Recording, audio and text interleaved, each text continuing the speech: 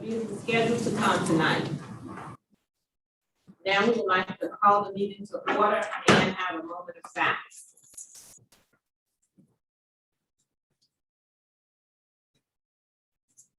Thank you. May we have approval of the minutes for November 2nd and November 8th? I move that we approve the minutes for November the 2nd and November the 8th. I second. Any discussion? All in favor, please raise your right hand. Thank you. Next, we will have the reorganization of the board. Dr. Bennett. Thank you, Ms. Cobb. At this time, as the board rules and policies require, or reorganization of the board, and I'm opening the floor now for nomination of a board chair. I would like to nominate Mrs. Ruth Hardness. A second. I second. Any other nominations?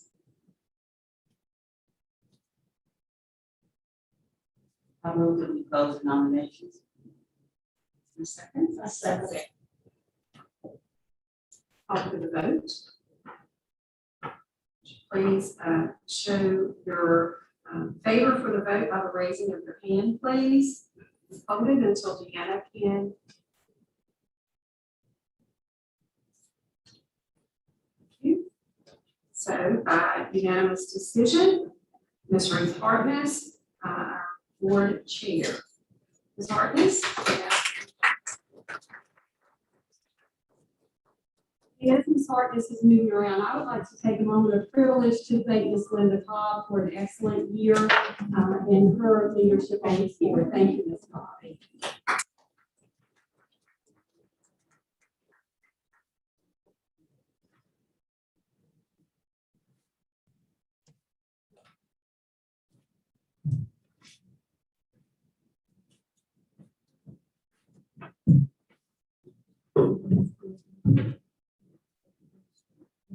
At this time, I would like to have open the floor for nomination for vice chair.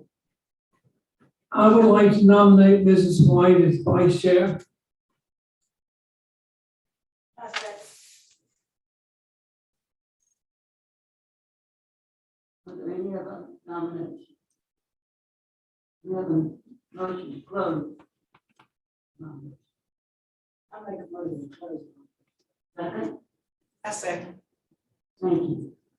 We will vote at this time. All those that approve that nomination, Ms. White and vice chair, please raise your right hand.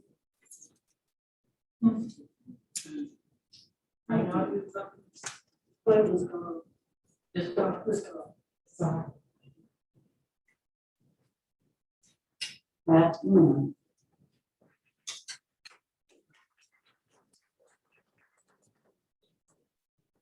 We'll have a motion to the approval of the meeting agenda, including the agenda to the personnel. I make a motion to approve the meeting agenda with the. Okay, a motion has been made by Dr. Dan to approve the agenda along with the agenda, and was that Ms. White? Second, yes, Ms. White is second. All those who approve, raise your right hand. Motion passed unanimously. At this time, I will turn it over to Dr. Bennett for our recognition and Thank you, Ms. Hartness. So as we move forward tonight, we have several folks that we would like to recognize. And I'd like to begin by asking John Souther, our Chief Financial Officer, please to come forward for a recognition as it relates to the Public Risk Management Association. Mr. Souther? Good evening. Good evening. Good evening. Tonight, I would like to recognize Ms. Jamila White Russell. If she would come forward, please. Ms. White Russell was recently named to the Board of Directors for NC Prima in September. NC Prima, or North Carolina Public Risk Management Association, was founded to serve public sector risk management, and safety professionals throughout the state. NC Prima members administer risk management, safety, and insurance issues for local and state government entities. The mission is to promote the risk management profession through the provision of necessary tools and educational and networking opportunities which help build and improve an organization's risk management programs. Membership includes towns, cities, county governments, public utilities, local school districts, community colleges, housing authorities, and various risk control and risk financing sponsors. There are 9 board members, and currently Ms. White Russell is the only board member representing a public school unit. Other board members represent towns, cities, and county governments. Thank you, Ms. White Russell, for your service on this board and to our state representing public schools.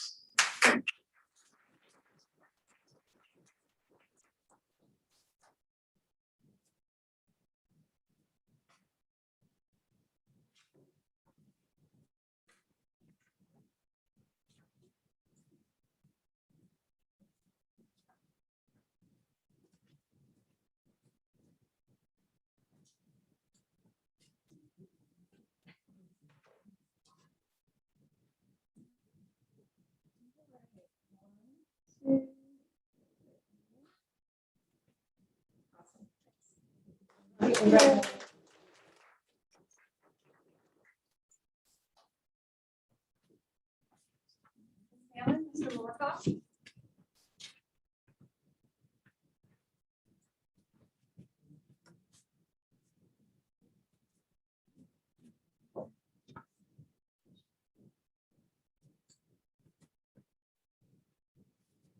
Good evening, everyone. This time of year, we have a challenge for our students, artists throughout our school district for 2 things that are traditionally going on. You are usually selected in the end part of November. The first part of these is our district holiday card, which we do digitally and as a hard copy. And we have some students here today that we want to recognize tonight for their hard work. You'll see their artwork on the screen along with their name. The first of those students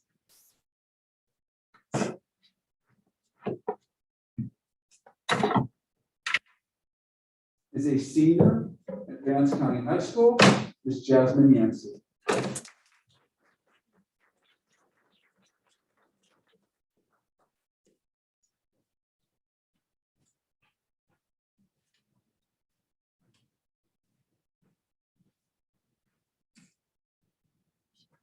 The next student to be recognized is a 3rd grader from Acock Elementary, Ms. Eliza Vasquez Soto.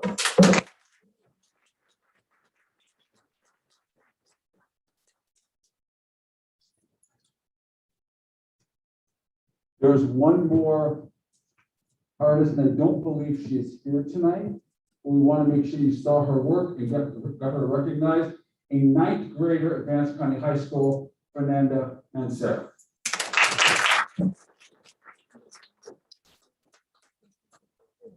Would you like to? Certainly work diligently with the artists and the art teachers. We appreciate it. And to the artists, we appreciate you as well. Yes. Beautiful card, beautiful artwork. Absolutely. All right. Take one more.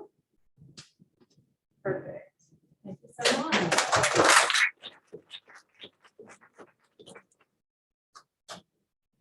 And I'd like to say, those cards are beautiful. Oh, they're just wonderful. Better than Hallmark. Yes, yes. I mean, Absolutely. The other recognition, for many of you, you haven't seen these yet. You will, because they're coming live and in person very shortly. None of these artists are able to be here tonight. Many of them are studying for exams. But we wanted to make sure you saw their artwork and make sure they get the recognition that's deserving of them. The design you see on the screen will be the Arts Alive t-shirt. The white and black will be switched, so the shirt will actually be black with the white slash across. And that was designed by sophomore Jessica Rodriguez Hernandez. The button that is worn throughout the Arts Alive season was designed by Vance County Middle School sixth grader Desire Lyons. And our artist badge is another high school sophomore, Andy Vieira. And you see all those designs there. We should have those in our hands by late February, early March.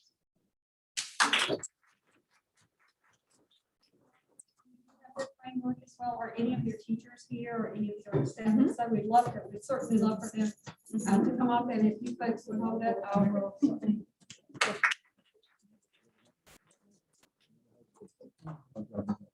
Erica, we would like to get one out of my.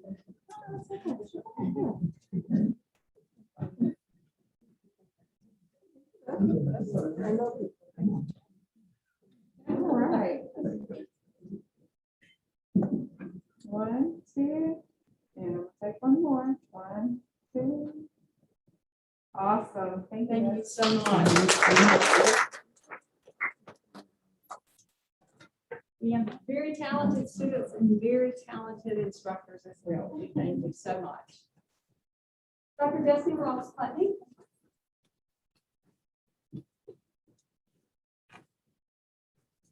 Good evening, Madam Chair and board members.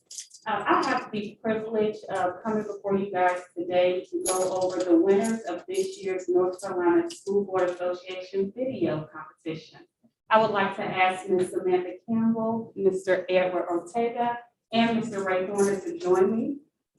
Each year, the School Board Association hosts a video competition. I want to show you guys the entry, and then I'll announce to you guys what place that this team won.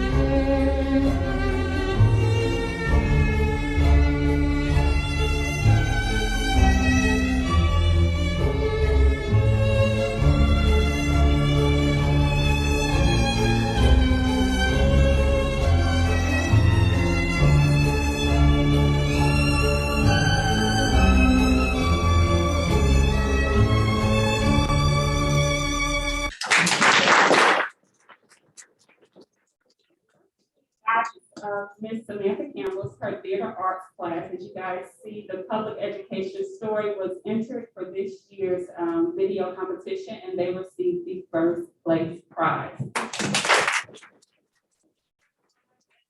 They were awarded this trophy as well as a $3,000 check for the performing arts department. So you guys.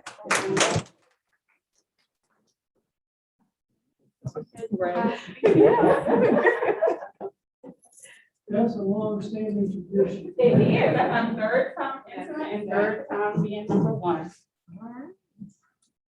One, two, Awesome, thanks. Thank you, guys. Congratulations.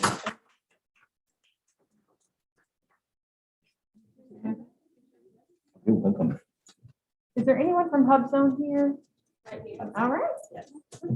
We are proud to announce HubZone Initiative, coming to present Vance County Schools, a token of words. Thank you. Hi, y'all. Greetings to all. My name is Nikki Crawford. I am the Associate Director for HubZone Technology Initiative. And we wanted to just say thank you to all that have donated the 912 laptops to HTI. HTI, what we do is that we take laptops, convert them to Chromebooks, and give them to those that are in need. And these 912 laptops that you all have donated will definitely help 912 lives. So we wanted to say thank you on behalf of HTI.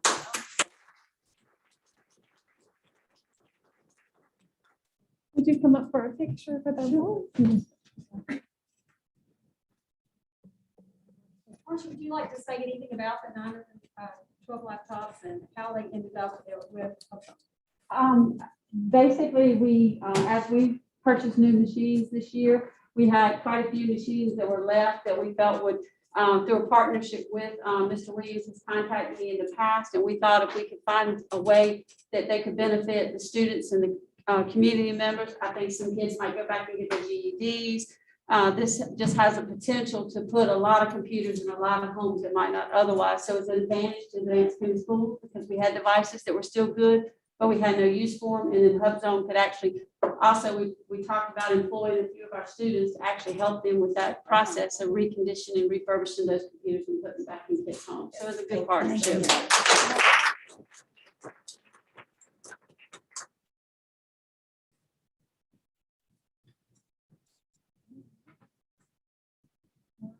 Thank you so much. Thank you. Absolutely.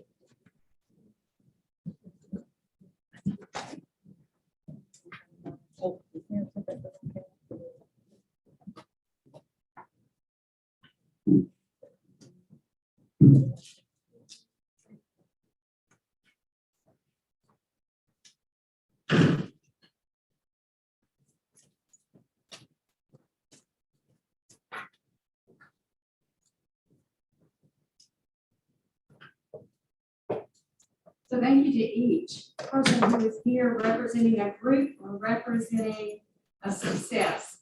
Vance County Schools, we are all about partnerships, and so we appreciate those partnerships we have with all of our community members. And it really is a way for us to help each other. And then, as we know, all boats rise with a high tide.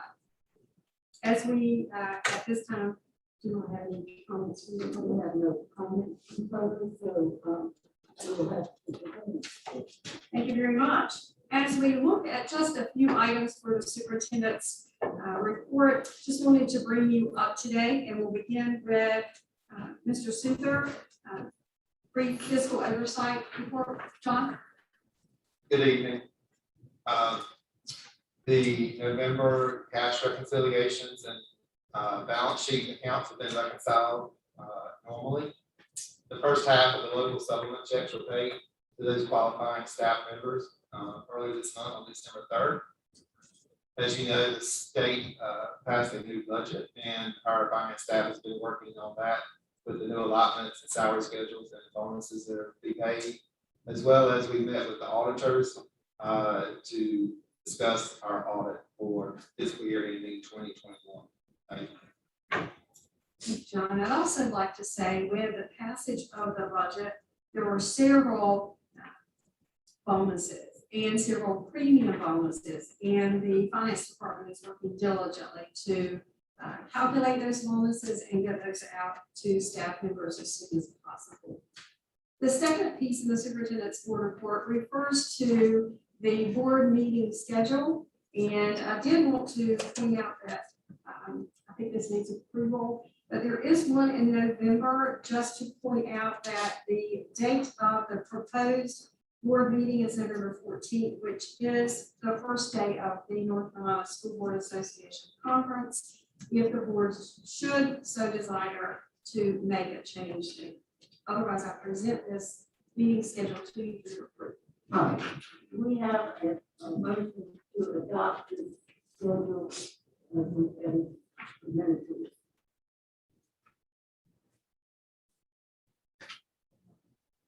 Madam Chair, knowing that hopefully we'll come out of what we're in now, the pandemic, and a lot of us will be able to attend that conference. If you want to look at a date now, that we may meet, because it's the same day as the conference. We want to do that now or wait to approve the calendar at another date, so we can get a good date to meet, rather than the 14th, instead of meeting on the first day of that conference in Greensboro. That's up to the board. So We could really change it to the third Monday. So we agree, whatever that date is, but we will need to put that date in and approve that now, so we need a date certain about when we want to meet. 21st, Yes, sir. I propose the 21st, and then between now and then, we need to change it further. We change it then. I don't think anything's coming up on the, I don't think we have anything to schedule on the third Monday. I propose that in November, the meeting be held on 21 November. Okay, so we'll make that change and then you can go ahead and approve the meeting. Okay, do I have? So I make a motion with the change of November 21st to the meeting to reference calendar. I would I second it. I make a motion with change with the change of November 21st to accept the meeting schedule. I'll second that. Okay, we have a motion on the floor, and it's up, down to change the November meeting to November 21st, seconded by, Mr. Wilson. Is there any more discussion? If not, those in favor, raise your right hand. Thank you, motion carries unanimously.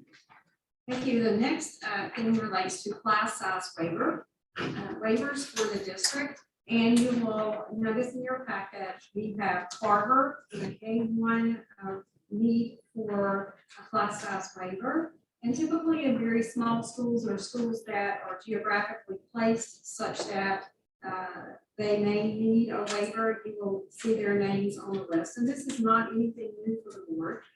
We typically have class size waivers. We also have Clark.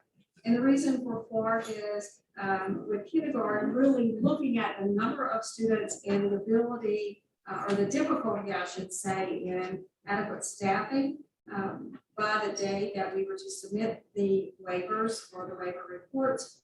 E.M. Rollins, of course, is a restart school. And so we do have a little leeway there with the numbers. And interestingly enough, the state is also requiring, even for virtual schools, a class size waiver, although they're not physically in a classroom. And for us in our V3 school, the class size waiver relates to the cluster grades that we have, a K1, 2, or 3, 4, 5. So I present these to the board and they do need approval. So I present the group of class size waivers to the board for your approval. I make a motion to approve these waivers. I second. Motion by Mr. Wilson to approve waivers, seconded by Ms. White. Any more discussion? Not those approved, raise your right hand. The next item is for information. The instructional technology, there were a few instructional technologists who have supported the district through the pandemic and a few child nutrition workers who, as of this point in time, have not received the COVID bonuses. And at the request of the board, Mr. Suther has looked at this and we've tried to make sure that we have been inclusive of those. So again, I present this to you, the pleasure of the board, that there are 5 instructional assistants and there are 35 assistants within the child nutrition program who are slated to receive the ESSERS payment for the COVID bonus. And you have an informational page on that. Again, this is not local money, it isn't state money. It is part of and approved by our ESSERS funding. So I I present that to you, the pleasure of the board, your request to ensure that all of our folks have an opportunity to receive this particular bonus. I make a motion that we approve these bonuses for those employees named. I second. Motion by Ms. White, second by Ms. Alexander, to approve these bonuses. Is there any discussion? If not, those to approve, raise your right hand. You got it? Approved. Yeah, thank you. Thank you so much. A very kind gesture on the part of the board. Next, I would like to just briefly remind you that every month, we have a policy that requires that the board votes on the masking status for the upcoming month. Here we are in December, and in your packet, I've shared with you the past 3 months. So we're very pleased as we look at the COVID numbers that they are shifting in a very positive light. I will say that in the last couple of weeks, we have had a slight increase. That's nothing that the ABC Collaborative, the local health department, and others were not expecting, simply based upon the fact Thanksgiving and travel. We, at this point in time, for the month of November, I can tell you, our low was 5 at the highest, and in November, we had 16 students or staff members who were quarantined, and they were not all necessarily positive.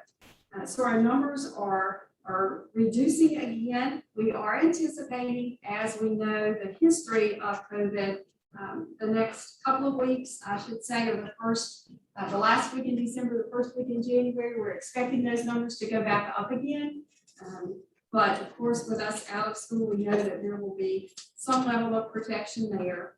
In Vance County as a whole, we are looking now at approximately 52% of those eligible for a vaccine have been vaccinated. And so that number continues to go up. We're very pleased with that. The state at large has about 71% of those eligible for a vaccine have been vaccinated. Our rate here in Vance County for the last 14 days, again, the first few weeks in December has increased. We were down to about 6%. We're up to about 8%. That's beginning to taper off and go down. So as you can see, based on our data, based on information from ABC Collaborative and our local health department, the recommendation, as you can see on the screen, is that we would continue to be a fully masked district in all facilities where students are located. And then, of course, we will collect the data again and another decision made in June. Do I have a motion? I have a motion that we maintain our current mask mandate. I second that. Motion by Ms. White, that we maintain our current mask wearing, seconded by Mr. Wilson. Is there any discussion? If not, all those in favor, please raise your right hand. Thank you. Pass unanimous. And the last slide, just a brief update for the board on strategic planning. Our strategic plan, we're at the point it is time now to generate our next strategic plan. And so I would like to share with you just a very high level planning calendar. I have many more details, I should say, that relate to this. But in December, the cabinet and conversations, we have looked at the organizational readiness for us to actually establish that process. We think that now, with the return of folks to the buildings, with students coming back, we are at a point now, and with the filling of many of the leadership positions, we are now ready to move forward and begin the establishment and the development of a plan. January through March, that's when we would begin to look at the development of our certain teams and our schedules. We will look at the current data, begin to calculate our potential metrics, look at the data that the state has provided for us, look at qualitative and quantitative data that makes sense to us now based on where we are as we're moving out of the pandemic, and then really begin to, with the assistance and support and feedback from the board and our other key stakeholder groups that will be identified, begin to make those, determine those goals and the metrics that we would use for success measures in April and May with a goal. It's a pretty lofty goal, but by May, June, we would have a strategic plan that we would be able to share out with our community. So I'd just like to present that to you for information. And that concludes my report. Thank you, Doctor. At this time, we will have our standing committee report. Ms. Ellis, everyone, personnel. Personnel. The personnel committee met on December 7th, 2021. The committee reviewed employment recommendations, resignations, retirements, leaves, and transfers. We voted to bring all personnel matters to the full board for approval. Personnel addendum is being recommended for approval also. We bring it before you now as a vote, as a motion to please vote on the personnel addendum that's in your packet. I make a motion that we accept the personnel with the addendum reviewed. Thank you. Motion by Ms. Dawson, to approve personnel, including the addendum that was on our desk this evening. I have a second. I second. Thank you, Ms. White. All in discussion. All those in favor, raise your right hand. Thank you. Thank you. That's it for now. And the next personnel meeting is January 4th, at 8:30 p.m. Thank you for that. The finance committee did not do report for January. The building and grounds committee met on this one committee that SKC will be selling equipment. Currently, in the video production, through at on what do you call it? Yeah. Both are currently being obtained from contractors for the restroom upgrades, and at this time, being paid to buy upgrades for being started. He also informed the committee that the HVAC replacement ACOP has progressed with all 13 gas heaters being installed. The heat replacement at Gaffney now that the year the bids will soon be going out for EOM.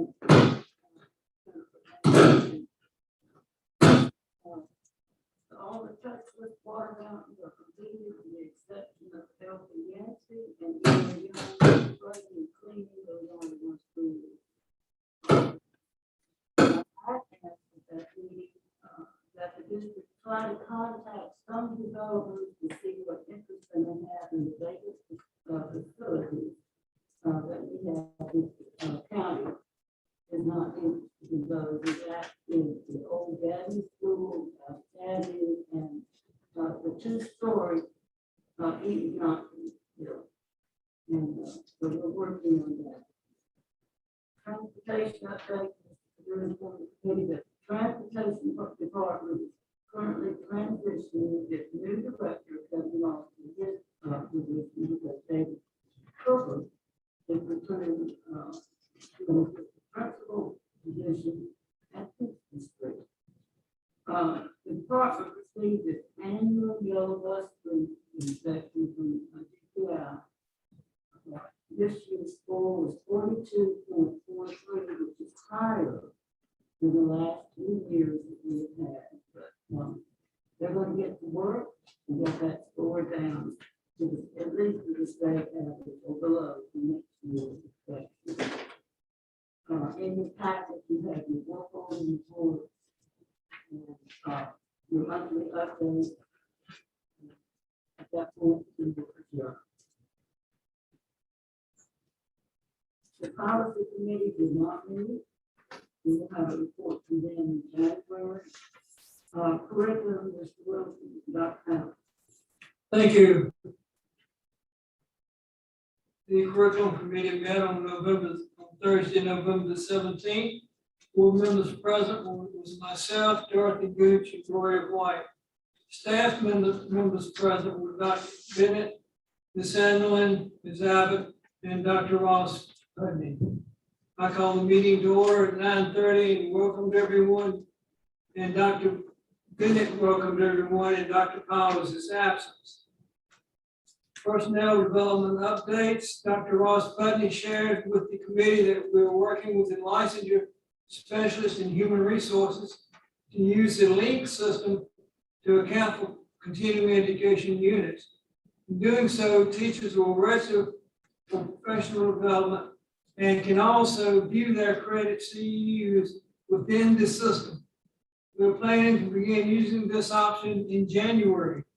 Dr. Bennett added, there's more professional development training going on.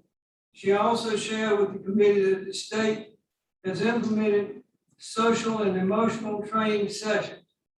Teachers have the option to engage in this training on Wednesday, November 24th.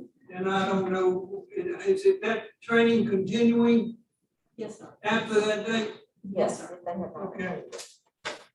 AIG updates. Dr. Bennett shared that the AIG plan has been completed for elementary, middle, and high school.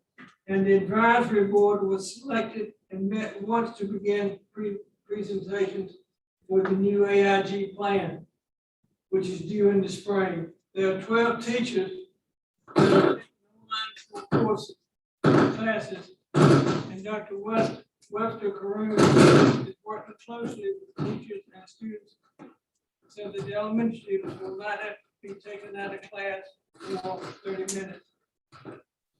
Graduation Alliance. Graduation Alliance is the core curriculum used in Advanced Academy.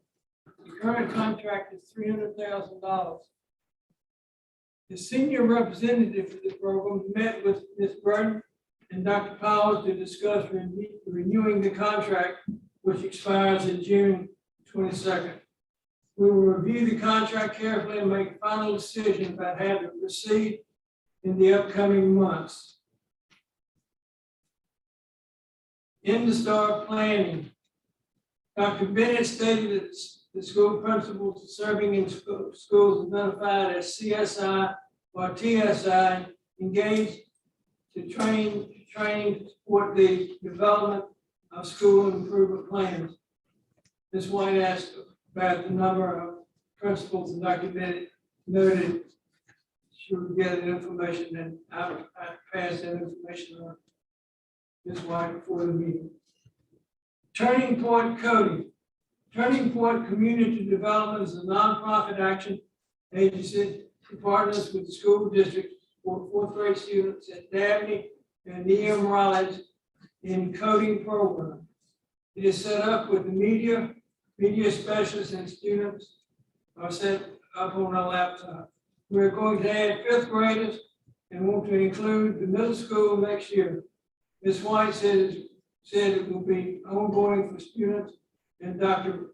Ross Putney agreed, said yes. RoboVance. RoboVance is a robotic competition in which students in grades 3 through 8 can learn how to work with robots. There will be a competition held in the spring. Dr. Powers participated in a series of principal training sessions to support Advanced Academy and Advanced Canada High School in re-accreditation. There are Zoom professional development sessions, and there will be an on-site visit in the spring. Dr. Bennett thanked Dr. Ross Putney for her support and the work she does through the Center of Innovation. She also shared with the committee that they were invited to a Friendsgiving breakfast on Friday, November 19th at 8:15. There were no other questions, and I adjourned the meeting at 10:02.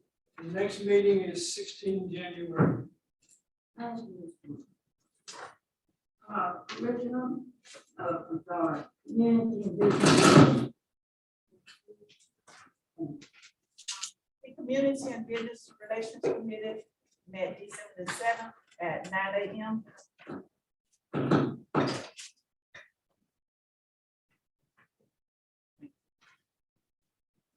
The Community and Business Relations Committee met December the 7th at 9 a.m. And Mrs. Salmon gave her report. Analytics and insights were shared from the Babbage platform, and that information is listed in your notebook. The COVID dashboard is updated daily. Training, Captivate training was held on the 22nd and 23rd. This training was held in preparation for the opening of the video lab. 8 persons participated in this training. Blackboard training was held November the 30th. There were 3 participants. Audio lab training will be held in June of 2022. Information has already been shared from the superintendent's report about other activities or events that took place that she shared with us about the holiday cards and all the other activities that you saw, the presentations that she shared. Ms. Salem shared that information with us at our meeting.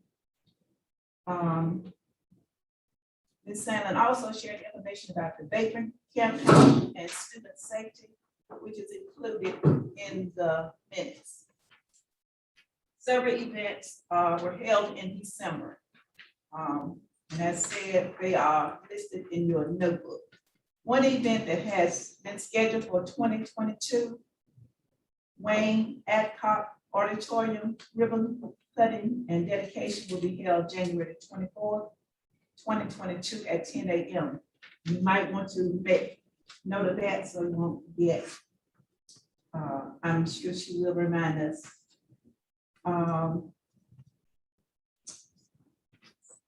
think that's all that we had. And I would like to thank Mrs. Sandlin for keeping the board and keeping the community informed about the activities and events that are taking place. She's doing a great job in keeping us informed, and I just would like to say thank you. We will not meet in January. Our next meeting will be in February, and I will let you know what date we will be meeting. Thank you, Ms. Booth.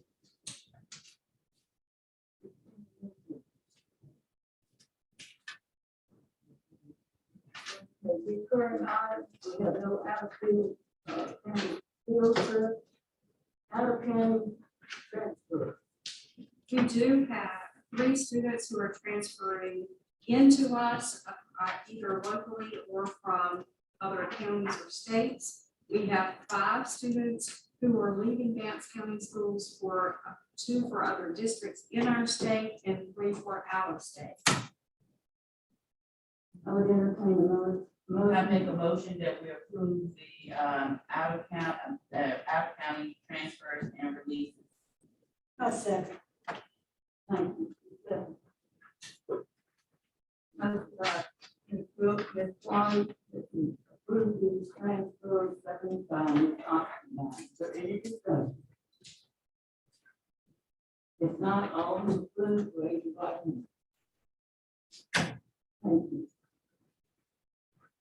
At this time, I'll move to the going closed session. To do